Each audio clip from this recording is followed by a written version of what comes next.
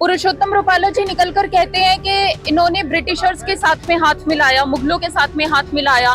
तो अगर ये सरकार का कोई भी मिनिस्टर ऐसा काम करेगा तो हम सरकार को सपोर्ट नहीं करेंगे।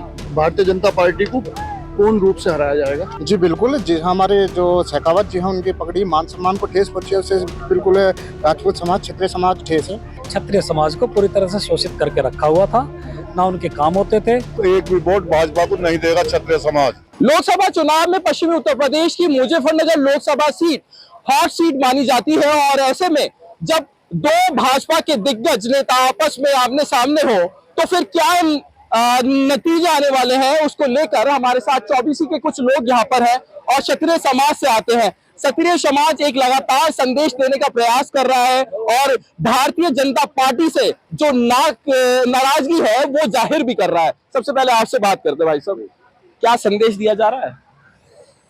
संदेश ये है कि ठाकुरों की अनदेखी करी है बीजेपी ने, इसलिए ठाकुर जो है बीजेपी को हट फेंकेगा। योगी से कोई नाराजगी नहीं है, लेकिन जो बीजेपी है इससे नाराजगी है। अच्छा, कुछ लोग जो है आप जैसे संदेश दे रहे हैं, बैठकें कर रहे हैं, पंचायतें कर रहे हैं, तो कुछ लोग ये कह रहे हैं भले ही ये नाराजगी जता लें लेकिन वोट भाजपा को देंगे।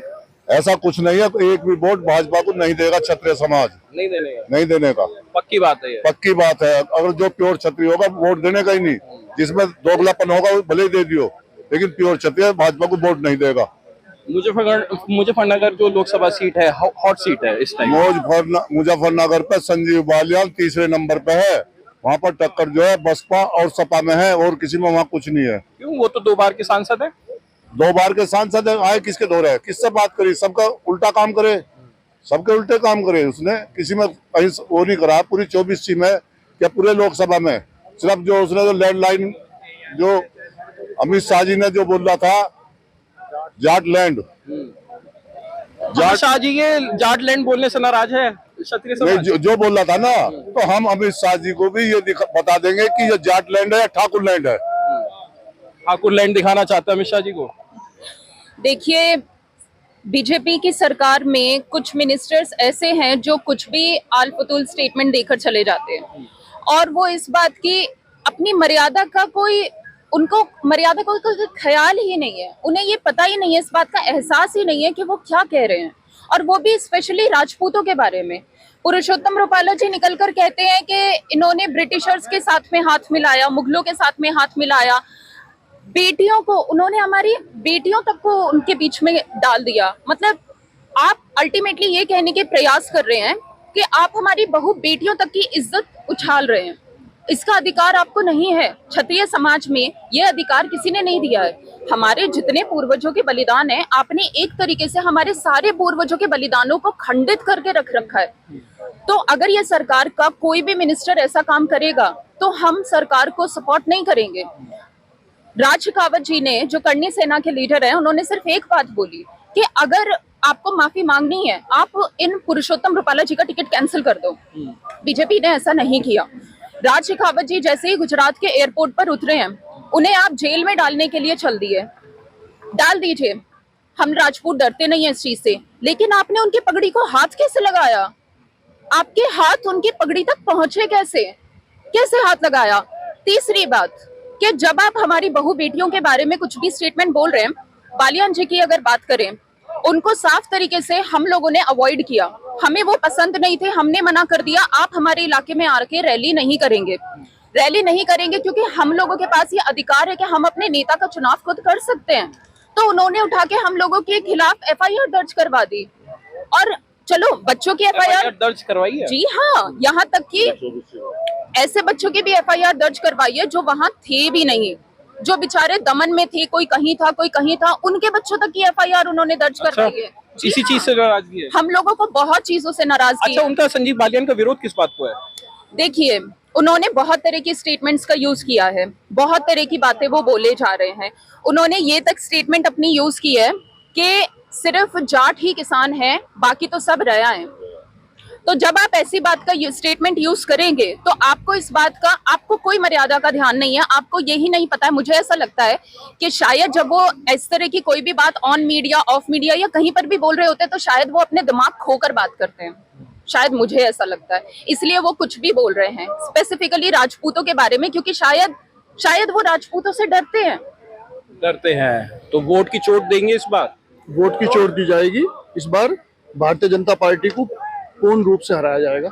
आप भी सरदना 24 से आते हैं? मैं सलावा गांव से प्रधान हूँ। अच्छा जी, 24 का सबसे बड़ा गांव है माना जाता है, और मैं वहां से प्रधान हूँ। तो संजीव बालियान का विरोध इतना क्यों है? नहीं, संजीव बालियान का नहीं, पूरी भारतीय जनता पार्टी का विरोध है। आज हम यहाँ जो विधानसभा है, ये संजीव बालियान वाली विधानसभा नहीं है, ये मेरठ लोकसभा है। मेरठ हापुड़ लोकसभा है, बिल्कुल। और यहाँ से क्या नाम है, यहाँ से संजीव बालियान का कोई लेना देना नहीं है। हम भारतीय जनता पार्टी के विरोध में हैं। यहाँ पे हम पूर्ण रूप से भारतीय जनता पार्टी का क्या माहौल है सलावा का? सलावा में एक तरफा हम हरिंदर मलिक जी को चुनाव जिता रहे हैं। क्यों ऐसा बदलाव क्यों चाह रहे हैं? 10 साल हमने आजमाया, 10 साल देख लिया, हमें लगा कि अब कुछ नहीं हुआ।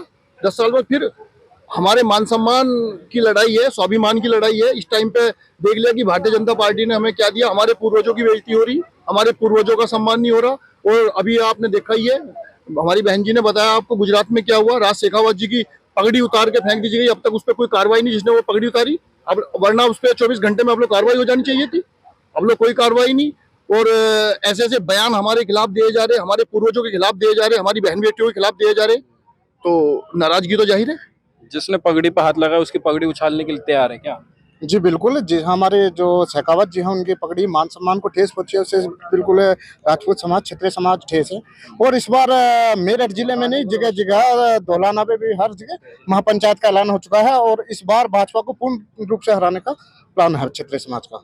आप भी 24 से आते हैं? जी, मैं और 24 में तो बहुत गर्म माहौल हो रखा है इस टाइम। जी बिल्कुल, जो वहाँ पर हमारे बड़े भाई ने बताया, किसी भी प्रत्याशी का कोई वहाँ पर विरोध नहीं है, कहीं पे विरोध नहीं है, सिर्फ पार्टी का विरोध है। अच्छा। आप ले लो, यहाँ से सरना विधानसभा से हम, वहाँ पर बालियान जी का विरोध है। यहाँ पर जो राम जी के स्वरूप अरुण गोविल जी को उतारा है, उनका विरोध है। धौलाना में भी विरोध है अतुल गर्ग जी का। तो लगभग पूरे हिंदुस्तान में क्षत्रिय समाज विरोध पे उतरा हुआ है। इस बार पूर्णतः भाजपा को हराने का प्लान है। क्या टिकट ना मिलने से भी नाराजगी है? टिकट ना मिलना भी एक आग में घी का काम तो किया ही है। बाकी आप जो मुजफ्फरनगर विधानसभा उसके लोकसभा की बात कर रहे हो, तो मुजफ्फरनगर लोकसभा से ही ये मामला सारा चला है। कैसे? मामला तो क्षेत्रीय था। हाँ, यही मैं समझना चाह रहा हूँ, जनता को भी ये बताना चाह रहा हूँ। मामला तो क्षेत्रीय था, और क्षेत्रीय ये था कि वहाँ के जो सांसद थे उन्होंने क्षत्रिय समाज को पूरी तरह से शोषित करके रखा हुआ था, ना उनके काम होते थे। और ये सब जब सारी चीजें हुई तो बच्चों ने जब ये उनसे सवाल किए, तो अभी हमारी बिटिया ने बताया था कि उन पर मुकदमे लगा दिए, और जो वहाँ नहीं भी थे उन पर मुकदमे लगा दिए। अगर हमारे यहाँ सभा करने आए तो वहाँ कम से कम 10,000 की भीड़ पुलिस के लेके आए, हमें हाउस अरेस्ट किया। मैं राजपूत उत्थान सभा का अध्यक्ष हूँ, अजय सोन।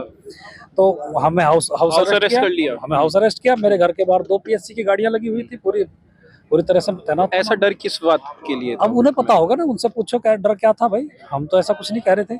अच्छा, दूसरी बात, फिर जो था ये गुब्बार जो था पूरे समाज के अंदर फैला हुआ था, तो क्योंकि बहुत सारी चीजें हमारे अंदर घर कर गई थी, लेकिन कहने की हिम्मत नहीं थी किसी की। जैसे जैसे 24 से ये आग उठी तो फिर सबके उद्गार निकलने शुरू हो गए। तो अब ये आंदोलन है, ये छोटा नहीं रहा, ये देशव्यापी आंदोलन हो गया है, बड़ा आंदोलन हो गया है। अब इनकी जितने भी काले करतूत हैं, जितने भी कारनामे हैं, वो सब निकल के बाहर आ गए, और क्षत्रिय समाज ने पूरी तरह से इनका वोट ना देने का निर्णय ले लिया। मैं पहले देखता था तो ये बहिष्कार करते थे कि नोटा दबाएंगे, लेकिन इस बार इनके अंदर का जो मैं आग देख रहा हूँ ना, क्योंकि मैं 8 साल से काम कर रहा हूँ उनके बीच में, और 8 साल से बताता आ रहा हूँ कि ये योजना खराब है, ये दिक्कत है, लेकिन कोई मेरी नहीं सुनता था। लेकिन आज मेरी सुनने की भी जरूरत नहीं पड़ रही, और ये बहिष्कार की बात नहीं कर रहे, ये तो ये कह रहे हैं कि जो इस पार्टी को हराएगा हम उसे वोट करेंगे। ये मुस्लिम समाज करने वाला है क्या? मुस्लिम समाज भी यही संदेश दे रहा है, जो भाजपा को हरा सके उसको वोट देना। तो वो उनकी विचारधारा है, ये हमारी है, ठीक है ना। ये तो विचारधाराओं में जब कीड़े निकलने शुरू हो जाते हैं भाई, एक राजपूत समाज वो समाज है जो आज 36 बिरादरियों को साथ लेके चलने वाला समाज है, ना कि बांटने वाला समाज। वो सबकी अपनी विचारधारा अलग अलग है। कुछ लोगों कहते हैं कि ये फला महापुरुष, वो महापुरुष नहीं, महापुरुष देखो सबके होते हैं, ऐसा नहीं। उन्होंने सबके लिए काम किया, ना कि किसी एक बिरादरी के लिए काम किया। तो मेन मुद्दा जो है वो संजीव बालियान से है। मेन मुद्दा तो शुरू वहीं से हुआ था। हाँ, वहाँ तो हार गया। वहाँ तो जाली क्या काम। काम, जैसा आपने बताया कि वो काम नहीं करते थे मुकदमे, क्यों ऐसा किया करते थे? आपका ही काम क्यों नहीं करते थे? क्षत्रिय समाज का और जाट का ही क्यों काम करते देखो थे? मैं एक चीज सुन रहा था, अभी जो हरिंदर मलिक आए हैं वो बहुत एक तरह से मैच्योर हैं, बहुत एजिड हैं। उन्होंने एक बात कही थी, वो मैंने भी देखा कि ये एक्सीडेंटल नेता है। अच्छा, संजीव बालियान। संजीव बालियान एक्सीडेंटल नेता इसलिए है कि वो 13 का दंगा हुआ और दंगे के बाद वो निकल के आए और 14 में टिकट हो गया तो नेता बन गए। सड़कों पे तो नहीं रहे, सड़कों पे काम नहीं किया, कुछ नहीं करा।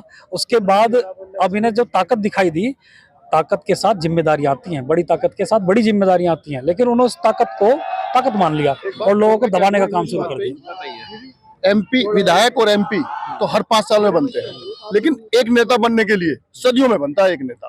वो खूबी उनके अंदर नहीं है नेता बनने की। नेता नहीं बन पा रहे हैं संजीव बालियान। हाँ ऐसा बताइए। है हाँ बताइए। कि इसमें क्षत्रिय समाज नहीं इनके साथ है। आप मेरे साथ आ जाओ, इधर को आओ। हाँ मेरा नाम बबली शर्मा है। हाँ, बताइए। हमारे यहाँ पे अच्छा, ब्राह्मण भी साथ है, जुड़िए। बिल्कुल ब्राह्मण साथ है, कश्यप साथ है, त्यागी साथ है, पूरा समाज नाराज है इन चीजों से। कितने ब्राह्मण होंगे यहाँ पे? यहाँ तो 2-2.5 लाख रुपए ब्राह्मण है। नहीं, अभी जो मौजूद होंगे यहाँ पर, जो पूरा आपके पंचायत हुई है उसमें कितने ब्राह्मण? 10 गाड़ी तो हम लेकर आए अपने लारे। अच्छा, ब्राह्मण ब्राह्मण तो है। ये विरोध किस चीज का है? ये संजीव बालियान से नाराजगी है? बालियान का विरोध तो लोकल स्तर पे है ही है, वो तो पक्का विरोध है। लेकिन साथ साथ जो भारतीय जनता पार्टी की नीतियां हैं, जो उनकी शोषणकारी नीतियां, उसका विरोध देशव्यापी है। जैसे कौन कौन सी नीति? जैसे नीति है, एक तो इन्होंने जो है ईवीएस का सरलीकरण नहीं किया आज तक भी। जो स्वर्ण जाति को ईवीएस का इन्होंने दिया था, लॉलीपॉप दिया था, उसका सरलीकरण नहीं किया। 8 लाख 6 लाख की कैप बना रखी है उसके अंदर, तो लाभ किसी को मिल नहीं रहा है। दूसरी बात यह है कि जो SC ST के ऊपर जो सुप्रीम कोर्ट की गाइडलाइन आई थी कि भैया जांच के बाद रिपोर्ट दर्ज होगी, तो बीजेपी वापस से अध्यादेश लेके आई और इसको पक्का कानून बना दिया कि भैया कोई इस पे जांच नहीं होगी, जो किसी ने कह दिया। तो एक तरीके से ब्लैकमेलिंग का कानून बन गया एक तरीके से। तो लगातार ऐसे बहुत सारे कानून आ रहे हैं हमारे खिलाफ। उसके बाद फिर जो है अग्निवीर योजना आई, जो हमारे युवा लोग थे, जो लोग जाना चाह रहे थे वहां पे, भर्ती होना चाह रहे थे, 4 साल की नौकरी का उन्होंने लॉलीपॉप दे दिया। बेचारे घर आके क्या करेंगे बेचारे, में तो बिल्कुल फ्रस्ट्रेट हो जाएंगे घर पे आके। तो ये तरह तरह की चीजें आ रही थी। उसके बाद फिर संजीव बालियान का बयान आता है कि भाई किसान तो हम ही लोग हैं, हम ही गौरवशाली लोग हैं, सब लोग तो यहाँ रिया और मजदूर है। इस तरह की बात कौन समाज वो करेगा? और राम मंदिर बनाया योगी जी ने, मोदी जी ने, सारे देश में स्वागत हुआ उसका, पर राम के वंशजों को ठुकरा दिया, झुलसा दिया। आदेश तो कोर्ट के हुए थे वो तो। नहीं, कोर्ट के तो हुए थे भाई। राम के ही तो वंशज है सभी है।